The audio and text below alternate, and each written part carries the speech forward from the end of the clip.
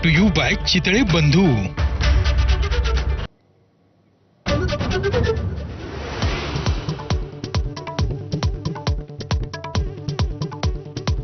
सरपंच संतोष देशमुख हत्या प्रकरणी अखेर वाल्मिक कराडवर मकोका.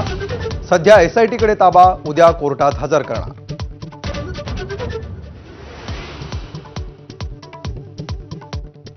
वाल्मिक कराडवर मकोका लावल्यानंतर समर्थक आक्रमक. दुपारी 3 वाजेपासून पोलीस ठाण्याबाहेर आईचं ठिय्या आंदोलन सुरू असताना काही समर्थकांकडून आत्मदहनाचाही प्रयत्न.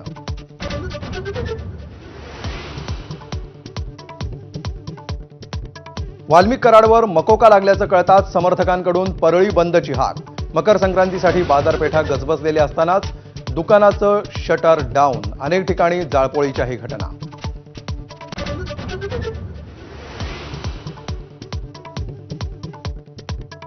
सव्वा 2 तास वैद्यकीय तपासणीनंतर वाल्मिक कराडची कारागृहात रवानगी. प्रकृती स्थिर असल्याची डॉक्टरांची माहिती.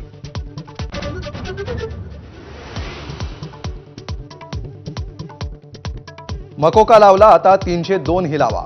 वाल्मिक कराड विरोधात जरांगेंचा आक्रमक पवित्रा.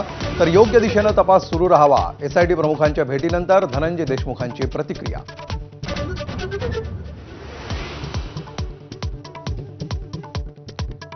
मराठा आंदोलक मनोज जरांगेंच्या प्रस्तावित आंदोलनाच्या पार्श्वभूमीवर बीड जिल्ह्यामध्ये जमावबंदी. आज मध्यरात्रीपासून 28 जानेवारीपर्यंत 5 पेक्षा अधिक व्यक्तींना एकत्र येण्यास निर्बंध.